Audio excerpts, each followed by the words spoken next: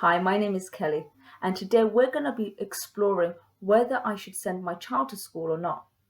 Now, for many parents, they are now faced with the decision: do I send my child to school or do I keep them home? And if we look closely at the question, it isn't really about sending your child to school or not. It is about, is it safe to do so? Is it beneficial for my child and for myself and my family? So, how can we reach a decision that leaves us empowered? Because let's face it, sometimes when we're trying to reach a decision, we often have a nagging feeling that something's not right, something's wrong, I've missed something. Have you ever had that? And it eats away at you. And if you're not fully certain or feeling confident about that, it can leave you feeling anxious or agitated, and that will have a knock-on effect with your children. They will pick up on it, and it can induce anxiety or agitation in your child. So how can we avoid that? Well, first of all, we can make a list of all the reasons for sending our child to school and all the reasons for not sending your child to school. So it may look something like, if I send my child to school, they may feel alienated because their friends are not attending. If I send my child to school, they may feel resentful because they want to be at home. If I send my child to school, they may get COVID-19. Or it could be, if I send my child to school, they will catch up on the curriculum. If I send my child to school, they will be able to socialize with their friends. If I send my child to school, I'll be able to do more work from home. So list everything. And then once you've done that, remove any judgment, remove any story you've created behind that. And by that, what I mean is any attachment. So for example, if I do this, I'm a bad parent. If I don't do this, I'm failing them. And try to remove any other people's opinions. Everyone's going to have their opinion. But at the end of the day, as the parent of the child, it's your choice. And that's the fine line. It's up to you what you feel most comfortable with as a parent, and it's your right.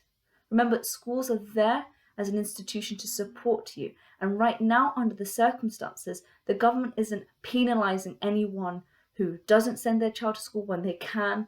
So look at this as a tool to empower you. Don't look at it as something to imprison you. So try and get rid of all that judgment when you're looking at your list. And then think about workability. What works for you? What works for your child? What works for your family? And how do you know if you've reached a place of workability? Well, I like to do an exercise called My Ideal Day.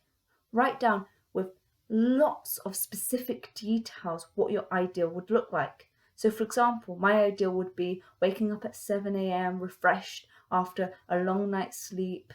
I get ready, my children get ready. We go downstairs and have a family breakfast. We then all get washed and dressed, and then we head to school. And there we're greeted by a friendly teacher, and there's reminders all up around the school about washing your hands. There's markers on the floor to clearly remind children of the distances they need to be kept, the distances needed to be kept. And I feel reassured that this is a safe environment for my child.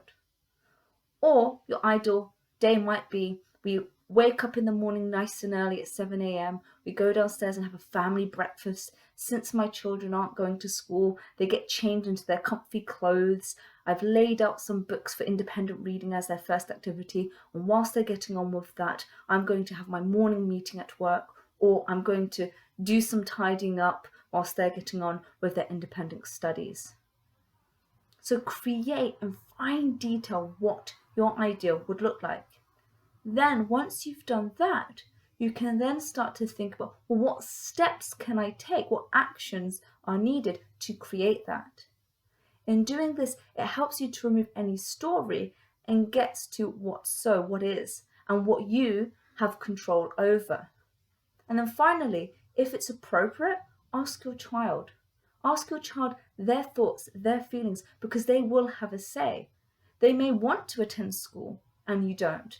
Think about what their feelings are and how you can help come to some sort of agreement or consensus so that you're both empowered with whatever choice you make. Sorry, fumbled my words there. Because at the end of the day, you are the parent.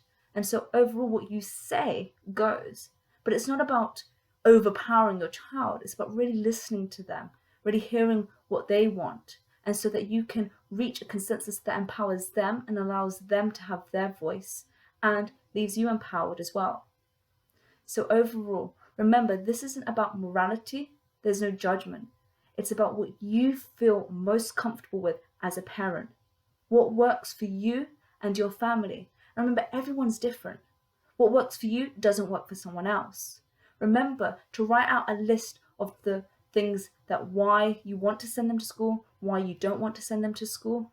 And then think about creating your ideal day. What makes you feel inspired? What works for you and your child? And remember, liaise with the schools. Talk to them. Tell them your fears. Perhaps you can come up with a plan where it's quite flexible. Maybe they only go in one day a week.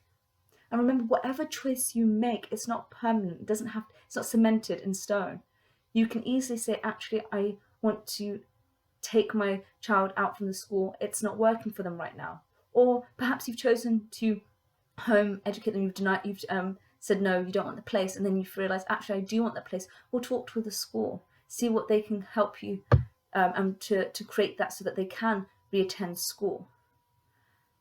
So I hope you have found this useful in terms of reaching a choice that leaves you empowered, so you are certain and confident, and that way then your child is also confident as well, rather than having any nagging feelings. And if you do any of these activities, please leave a comment. I would love to hear how it works for you, what you've chosen, what you've created, and I'd love to hear your ideal days. And remember, ask your child what their ideal day would look like as well. You'll find it really insightful and inspiring to see what your little ones, and even your big ones, teenagers, what they see as their ideal day. Thank you. Bye for now.